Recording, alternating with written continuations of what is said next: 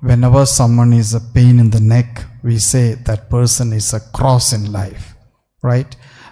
In families, spouses may think husband is a cross in my life. Wife may think, husband may think wife may be the cross in life. Religious communities may think that father is a cross in our life, that sister is a cross in our lives. Or workplaces, some staff may be cross in your life. It means they are nuisance. They always trouble. And it is a penance to live with them, suffering to live with them. So we always use the word cross when someone is pain in our life, pain in the neck. Sometimes you see models and film stars wearing the cross. That is not representing the passion of Christ, but their fashion. Many would be wearing cross. I said we have transformed crosses into many shapes and colors. Very little cross has done on us, transformed us.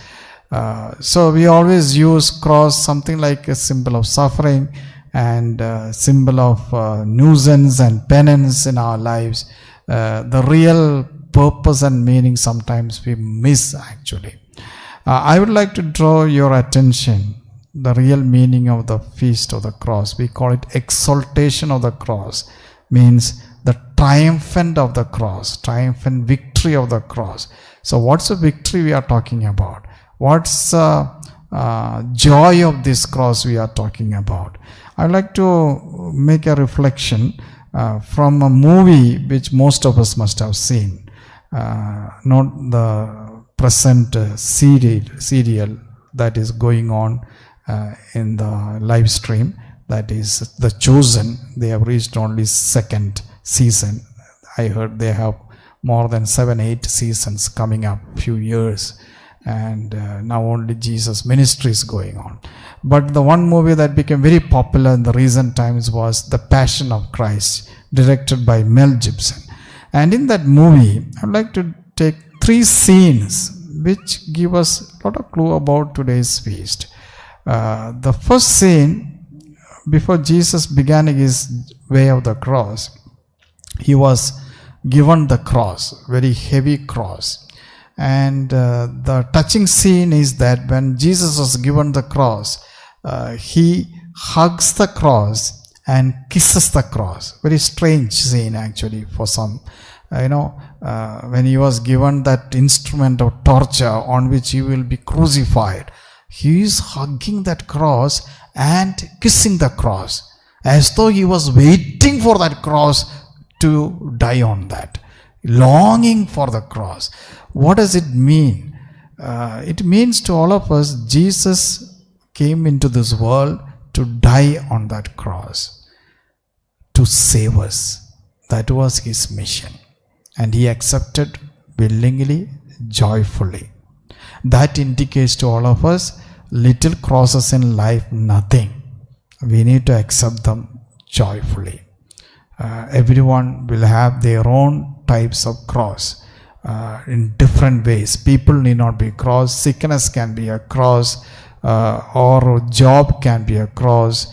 It can be some persons in the family may be a cross. Anything can be cross. But all of us have our own crosses. But we need to accept them willingly and joyfully. And the greatest cross carried by not us, Jesus himself. So that's the first scene. Second scene is, while Jesus was carrying the cross, Simon of Cyrene was asked to help him. And the scene they showed was, Simon of Cyrene does not carry the cross alone. When Simon took up the cross, Jesus comes to help him. He came to help Jesus. And Jesus and Simon put the cross together on their shoulders and walked together.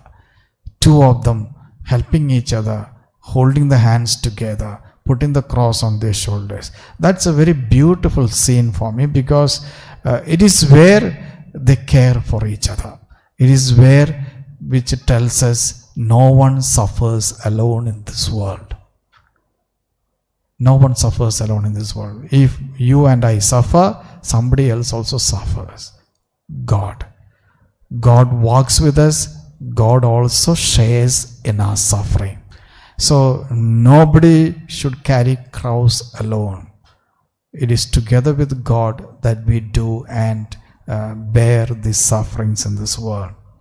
And finally, while Jesus was nailed to the cross at Golgotha, there are flashbacks of Last Supper shown.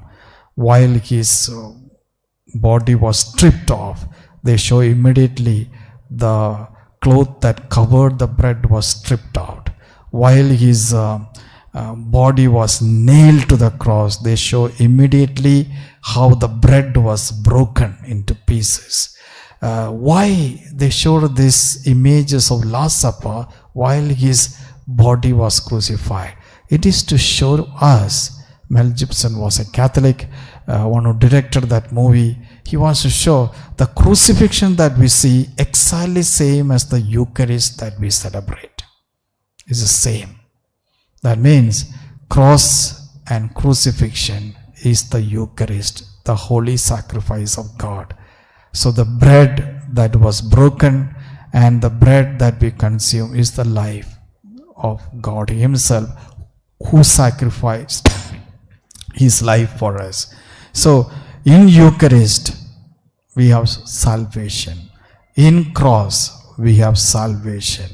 And the cross represents our life and our salvation. That is why Eucharist is the liturgy of liturgy, sacrament of sacrament, source and summit of our life. This is how church teaches us.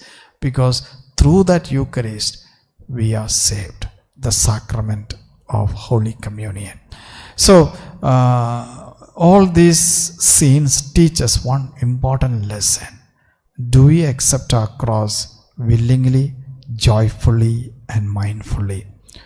Thomas à Kempis, an Augustinian monk who wrote the famous Christian classic literature, Imitation of Christ, he says very beautifully in that book this statement: if you carry your cross joyfully, the cross will carry you. If you carry your cross joyfully, the cross will carry you.